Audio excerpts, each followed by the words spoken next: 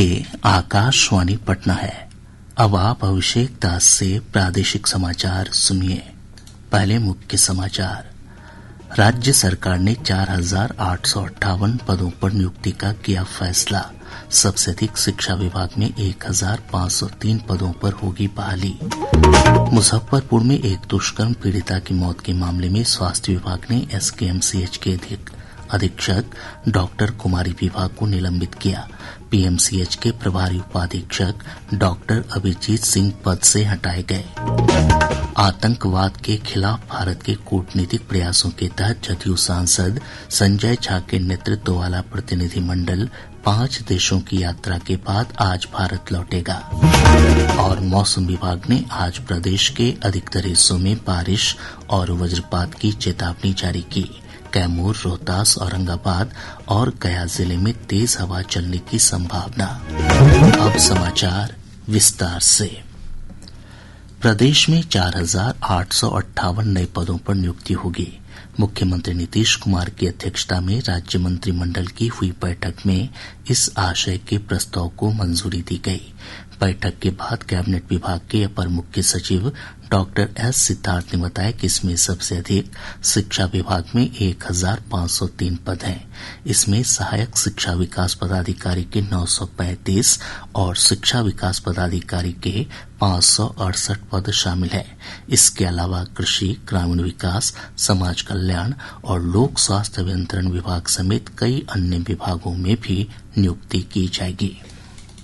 महिला एवं बाल विकास निगम अंतर्गत 390 पदों का सृजन होगा। बिहार लोक सेवा आयोग के अधीन आशुलिपि के 15 पदों का सृजन होगा।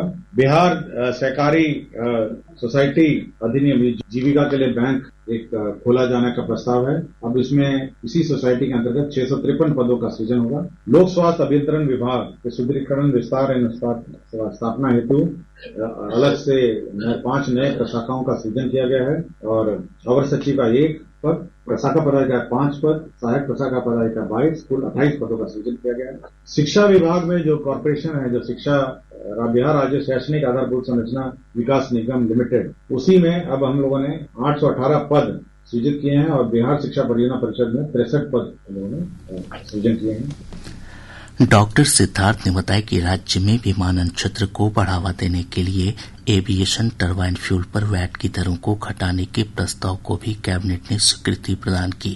इससे विमान किराए में कमी आएगी। एविएशन टरबाइन फ्यूल एटीएफ, उसके दर में कटौती हुई है। अब 29% एटीएफ में जो वैट लगता था टरबाइन फ्यूल हवाई जहाज, उसको घटा के 4% किया गया है। और एयरक्राफ्ट पटना में फ्यूलिंग भी करेंगे और जितने भी हमारे रीजनल कनेक्टिविटी सेंटर्स में रिफ्यूलिंग करेंगे। अपर मुख्य सचिव ने बताया कि कैबिनेट ने बक्सर और सासाराम में अल्पसंख्यक आवासीय विद्यालयों के निर्माण के लिए राशि आवंटित की है। इसके अलावा आरा, सिवान और सासाराम में जलापूर्ति योजनाओं के लिए भी राशि को मंजूरी दी गई। डॉक्टर सिद्धार्थ ने बताया कि कैबिनेट ने पटना के तत्कालीन ड्रग इंस्पेक्टर जितेंद्र कुमार और जमुई के तत्कालीन अल्पसंख्यक कल्याण पदाधिकारी जटाशंकर पांडे को सेवा से बर्खास्त करने के प्रस्ताव को भी मंजूरी दी। मुजफ्फरपुर में एक दुष्कर्म पीड़िता की मौत के मामले में स्वास्थ्य विभाग ने श्री कृष्ण मेडिकल कॉलेज अस्पताल की अधीक्षक डॉक्टर कुमारी विभाग को निलंबित कर दिया है। इस संबंध में जारी आदेश में कहा गया है कि अधीक्षक ने रेफर पॉलिसी का सही ढंग से अनुपालन नहीं किया। वहीं विभाग ने पीएमसीएच के प्रभारी उपाधीक्षक डॉक्टर अभिजीत सिंह को भी कर्तव्य में लापरवाही बरतने के आरोप में पद से हटा दिया है। गौरतलब है कि इस मामले में राष्ट्रीय महिला आयोग और मानवाधिकार आयोग ने स्वतः संज्ञान लेते हुए राज्य सरकार को जवाब तलब किया है। इस बीच स्वास्थ्य मंत्री मंगल पांडे ने कहा कि पूरे मामले की जांच के लिए एक उच्च स्तरीय समिति का गठन किया गया है। मामले में जो भी दोषी पाए जाएंगे उन पर कड़ी कार्रवाई होगी।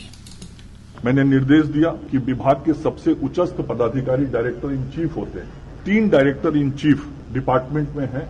मैंने कहा कि तीनों डायरेक्टर इन चीफ के नेतृत्व में डॉक्टर आर.एन. चौधरी, डॉक्टर बी.के. सिंह और डॉक्टर प्रमोद कुमार, इन तीनों डायरेक्टर इन चीफ के नेतृत्व में जांच टीम गठित की जाए।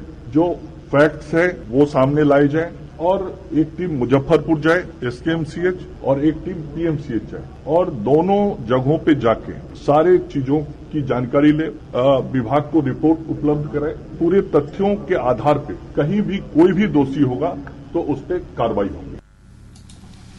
पटना स्थित जयप्रकाश नारायण अंतर्राष्ट्रीय हवाई अड्डे के नए टर्मिनल की आज से औपचारिक शुरुआत हुई। प्रधानमंत्री नरेंद्र मोदी ने 29 मई को इस टर्मिनल का उद्घाटन किया था। नए टर्मिनल की शुरुआत होने पर यात्रियों ने प्रसन्नता जताते हुए कहा कि उन्हें अब पटना में अंतर्राष्ट्रीय स्तर की सुविधाएं उपलब्ध हो गई हैं। बहुत खुशी की बात है, हमारे पटना में नया एयरपोर्ट का उद्घाटन हुआ। ऐसे ही आगे बढ़े हमारे शहरों का, यही बहुत अच्छी बात है, अच्छा लगा बहुत।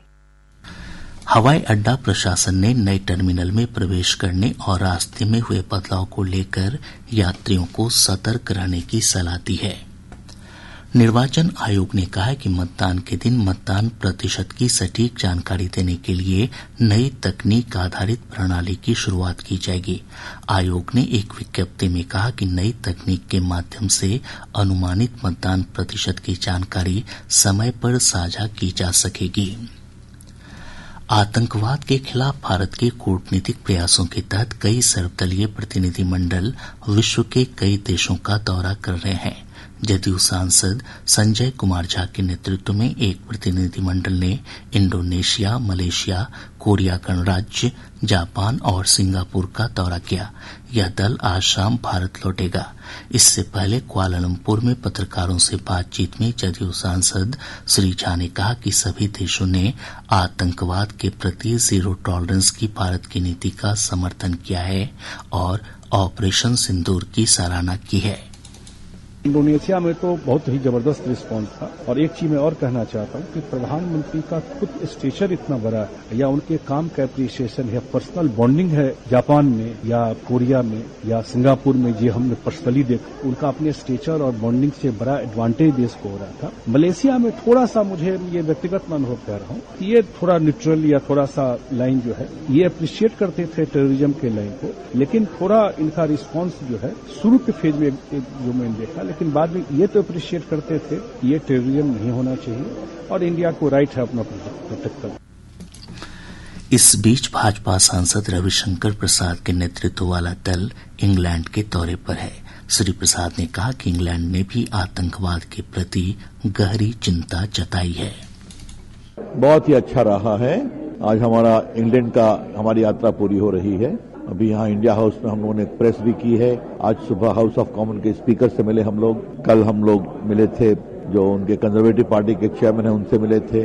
प्रीति पटेल शैडो फॉरेन सेक्रेटरी उनसे मिले थे। और वो सभी इस चिंता से हैं जो हम लोग बता रहे हैं कि आतंकवाद एक बहुत ही बड़ा नासूर है, कैंसर है। इसे दुनिया को संभलने की जरूरत है।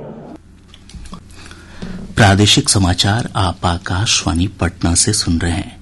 ताज़ा समाचारों के लिए आप हमारे एक्स हैंडल AIR News _ पर जा सकते हैं। IPL क्रिकेट में आज रॉयल चैलेंजर्स बेंगलुरु और पंजाब किंग्स के बीच फाइनल मुकाबला खेला जा रहा है।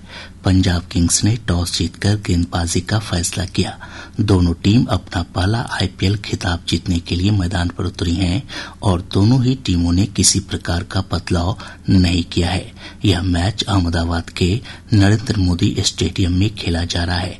ताज़ा जानकारी के अनुसार RCB ने 1 ओवर और 3 गेंदों पर 18 रन बना लिए हैं। जमुई रेलवे स्टेशन पर पटना जसीडीह मेमू ट्रेन में आज अचानक आग लग गई। ट्रेन के 2 कोच के बीच कनेक्शन तार में आग लगने से अफरा तफरी की स्थिति उत्पन्न हो गई। अग्निशमन दस्ते की मदद से आग पर काबू पाया गया। हादसे में किसी के हताहत होने की खबर नहीं है। मौसम विभाग ने आज प्रदेश के अधिकतर हिस्सों में बारिश, मेघ गर्जन और वज्रपात की चेतावनी जारी की है। विभाग ने कहा है कि कल राज्य के पूर्वी हिस्सों में कुछ स्थानों पर अच्छी बारिश हो सकती है। कैमूर, रोहतास, औरंगाबाद और गया जिले में झोंके के साथ तेज हवा चलने की संभावना है। हवा की गति 50 से 60 किलोमीटर प्रति घंटे तक रह सकती है। अगले 24 घंटों के दौरान राज्य के अधिकांश जिलों के 1 या 2 स्थानों पर हल्की से मध्यम वर्षा की संभावना है। तत्पश्चात अगले दिन राज्य के पूर्वी भाग के जिलों के कुछ स्थानों एवं शेष भाग के जिलों के 1 या 2 स्थानों में हल्की से मध्यम वर्षा की संभावना है। अगले 48 घंटों के दौरान अधिकतम तापमान में कोई विशेष परिवर्तन नहीं होने का पूर्वानुमान है। तत्पश्चात 2 से 3 डिग्री सेल्सियस की वृद्धि होने की संभावना है। इधर सिवान जिले में कल देर रात तेज हवा और बारिश से जुड़ी अलग अलग घटनाओं में कम से कम 7 लोगों की मौत हो गई। आज विश्व साइकिल दिवस है। संयुक्त राष्ट्र संघ ने आज ही के दिन वर्ष 2018 में साइकिल दिवस मनाने की घोषणा की थी। साइकिल के लाभ, स्वास्थ्य और पर्यावरण के प्रति जागरूकता बढ़ाने को लेकर यह दिवस मनाया जाता है। इस अवसर पर राजधानी पटना सहित पूरे प्रदेश में कई कार्यक्रमों का आयोजन किया गया। हमारे संवाददाताओं ने बताया कि साइकिल रैली के माध्यम से लोगों को चुनाव प्रक्रिया में भाग लेने के लिए प्रेरित किया गया। प्रदेश के अलग अलग हिस्सों में हुई सड़क दुर्घटनाओं में 5 लोगों की मौत हो गई।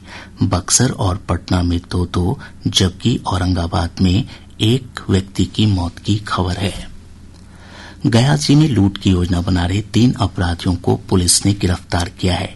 इनके पास से हथियार भी बरामद किए गए। पटना के चक्कनपुर थाना स्थित एक होटल में पुलिस ने छापेमारी कर शराब पार्टी करने के आरोप में 15 लोगों को गिरफ्तार किया है। पश्चिम चंपारण जिले के लौकड़िया थाना क्षेत्र से पुलिस और एसटीएफ की टीम ने कुख्यात महिला नक्सली सोनम को गिरफ्तार किया। गिरफ्तार नक्सली पर कई मामले दर्ज हैं। और अब अंत में मुख्य समाचार एक बार फिर। राज्य सरकार ने 4,858 नए पदों पर नियुक्ति का किया फैसला। सबसे अधिक शिक्षा विभाग में 1,503 पदों पर होगी बहाली। मुजफ्फरपुर में एक दुष्कर्म पीड़िता की मौत के मामले में स्वास्थ्य विभाग ने एसकेएमसीएच की अधीक्षक डॉक्टर कुमारी विभा को निलंबित किया। पीएमसीएच के प्रभारी उपाधीक्षक डॉक्टर अभिजीत सिंह पद से हटाए गए। आतंकवाद के खिलाफ भारत के कूटनीतिक प्रयासों के तहत जदयू सांसद संजय झा के नेतृत्व वाला प्रतिनिधिमंडल 5 देशों की यात्रा के बाद आज भारत लौटेगा। और मौसम विभाग ने आज प्रदेश के अधिकतर हिस्सों में बारिश और वज्रपात की चेतावनी जारी की। कैमूर, रोहतास, औरंगाबाद और गया जिले में तेज हवा चलने की संभावना। इसके साथ ही आकाशवाणी पटना से प्रसारित प्रादेशिक समाचार का ये अंक समाप्त हुआ।